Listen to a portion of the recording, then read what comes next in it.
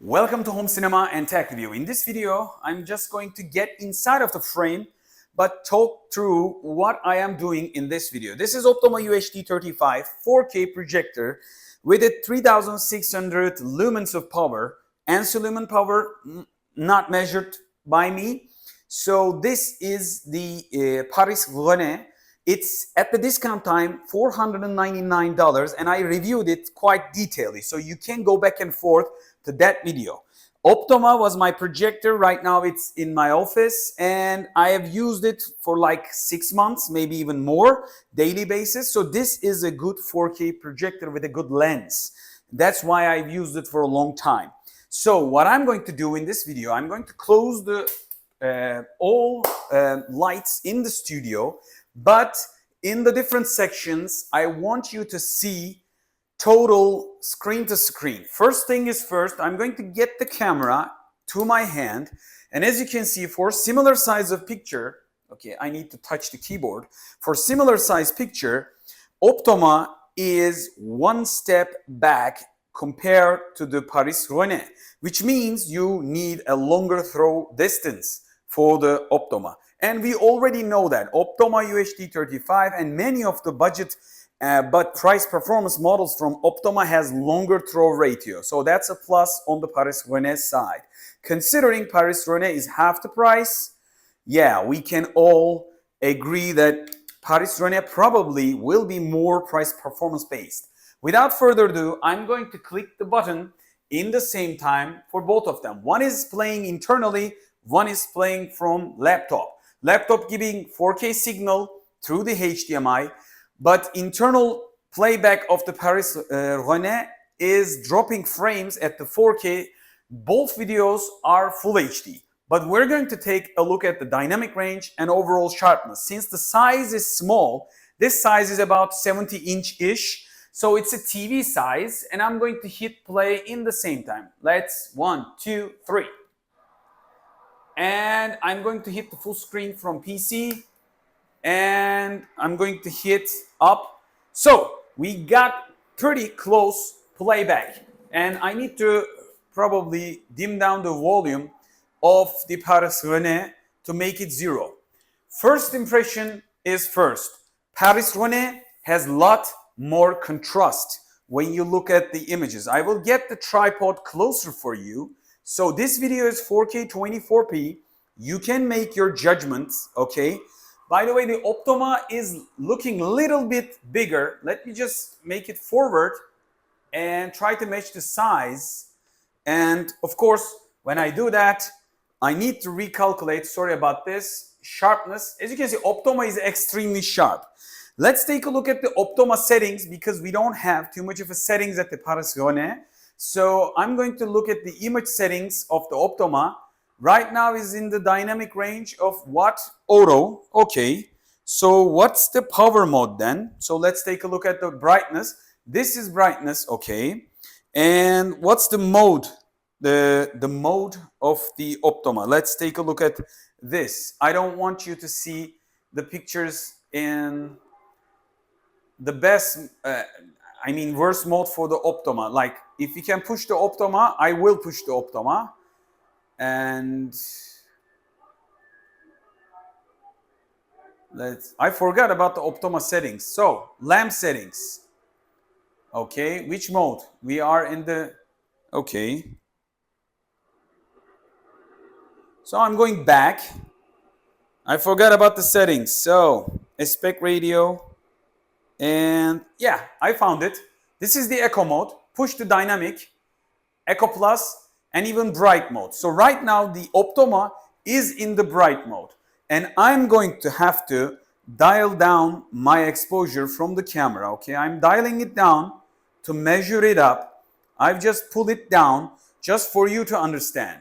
Optoma is brighter. That's obvious. And we already know that, like normally ParisRhöne was around 600 plus ANSI lumen and Optoma is declaring 3600 lumen but not ANSI lumen, but basically it is above 2000 ANSI lumen. So brightness is obvious, but when you look at the contrast, when I pull it down, Optoma is basically giving a bright image but the ParisRhöne is giving hell of a lot contrasted image. And when I take a look at side by side, I don't like the settings of the Optoma by default. So I will take a look at again for the brightness. Let's make it to dynamic mode. See if we can push things going back and forth. And for the car, for the snow details, car is Turkish of the snow. So for the snow details, Optoma really fails. Like, okay, it looks like a more HDR, but basically ParisRhöne kills it over the contrast and dynamic range when you look at the side by side. And I am doing this real time, okay? When I go to eco mode, which is basically the best mode for bulk projector to give contrasted image, look at the elevator area on the ParisRhöne. It's awesome compared to the Optoma. I'm not saying Optoma is way worse. For the sharpness, clearly ParisRhöne gives a little bit of, let's just say, digitally sharpened maybe image. It's not easy to define, but you have to take my word for it. And if I can stop it here, I will try to stop it. Let's just try to stop the picture for both of them, okay? Okay. It's difficult to do it for the Optoma, so I will just play a little bit, get close to the same scene, and I guess that's about it. So this is kind of like a similar shot. So what do we have is, I'm going to try to get close for you to make things more understandable. So when I look at left and right, I can clearly say for the darker areas, since I've pulled down the brightness of the camera settings, but basically Optoma gives around the further corner, like at the end of the road, more dynamic range than the ParisRhöne. That's one more important thing. Like, this is killing the detail, maybe with the digital effects, or maybe because of the dynamic range settings of the sensors. And also we can clearly say Optoma is giving much more realistic looking image or toning for default purpose for, when I shot a video, I want you to see as a viewer what I imagined. And when you look at the ground level sharpening, Optoma is giving much more sharper or over sharpen, like a glowed effect around the edges. The ParisRhöne does that, and Optoma gives a pretty sharp, good image. So if I have to give a sharpness result to one another, I think the Optoma with the dynamic range getting is about, let's just say 8, and ParisRhöne gets about 6. It's not ideal to compare them side by side like this, but overall when you watch a moving image, that's a whole other story. Let's just move it, okay? And when you see it like this, you can clearly say the dynamic range of the Optoma is again, eco mode acts way better in this setup, and it looks brighter, but this area, the black, is losing the contrast a lot. That's normal for a bulk projector. So default contrast of the image of the ParisRhöne definitely wins. There is no doubt about it. When you look at the sky, you see kind of like a noise. And when you look at the side, you can clearly say the ParisRhöne gets the contrast more punched out. And since we don't have too much of a extremely tune-up settings, like tuning our personal reference to the ParisRhöne, that's another downside on the ParisRhöne side. But when you take a look at this, you can clearly see we have much more depth in the darker areas.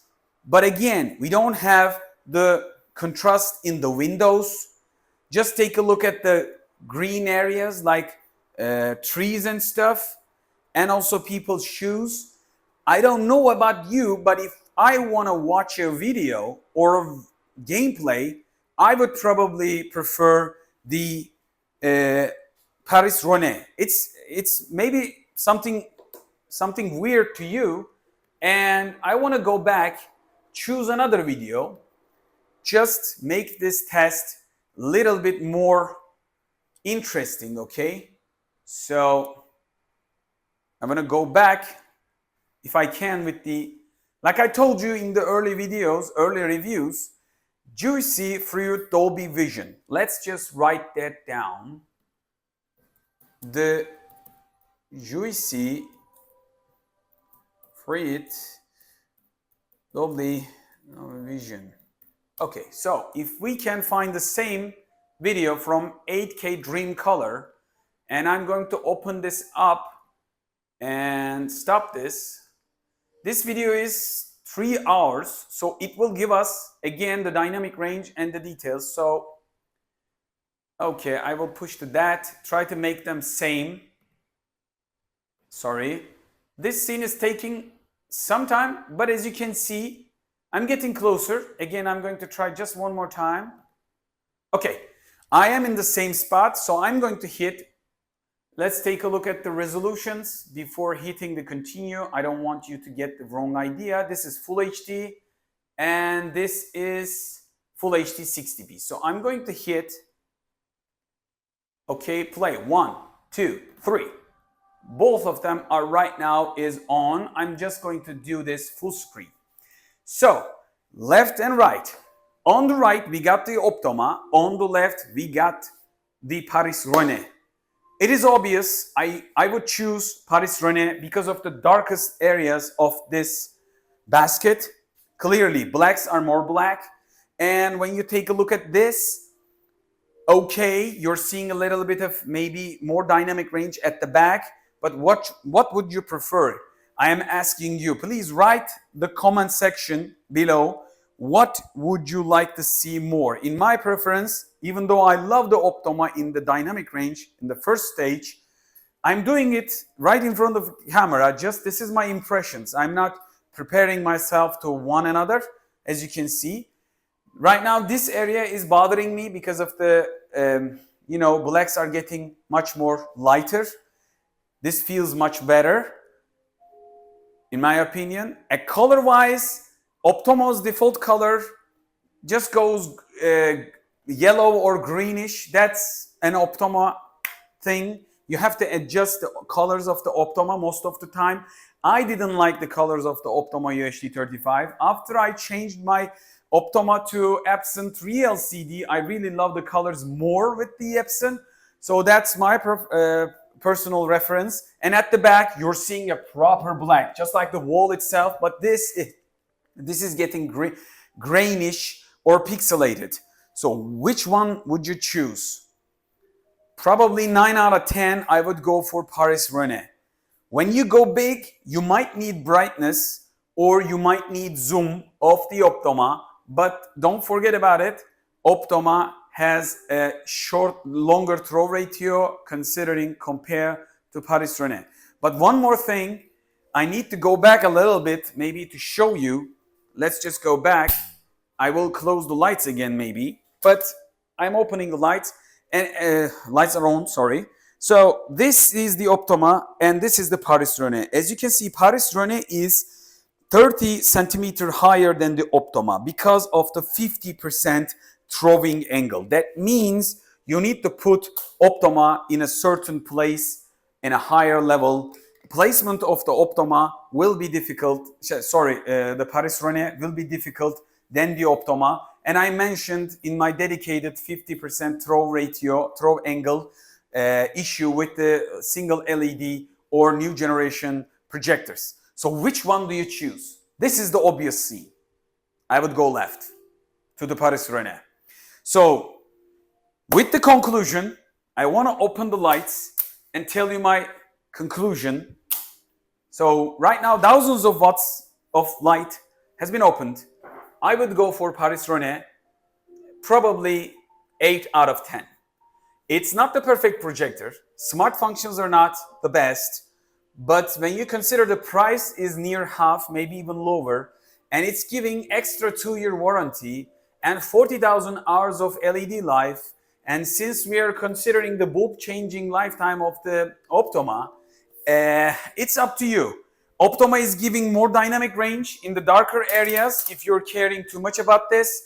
But if you're going to play game, play movies, and if you're not going to play with the colored settings of the projector too much, because the ParisRhöne doesn't have too much of a settings to play with, you might want to consider ParisRhöne instead of something 2 times more expensive like the Optoma. But definitely, you'll get a clear idea, Optoma has more dynamic range. That's obvious. So you have to choose according to what you're playing. If you're watching too much of a HDR content from YouTube or anything else, you might want to reconsider your solution. And also, I am playing the content from the ParisRhöne's internals. Maybe you should buy a more HDR supported dongle to give the signal to the ParisRhöne, or using it from a console. I was happy with the times that I used it, but again, these details, some of them are lost because of the much more contrast and little less dynamic range. Still, I prefer the ParisRhöne. This is not a sponsored video, so don't forget to hit the like and subscribe. That'll help the channel. I am doing this as a hobby to teach you, show you. So if you support the channel, more brands are going to send me more projectors so I can test in more detail and compare them maybe side by side. So let me know what you think at the comment section below. And the fan noise of the ParisRhöne is a lot more than the Optoma. In the echo mode, you can really hear the Optoma. So that's another plus on the Optoma side. You have to choose accordingly.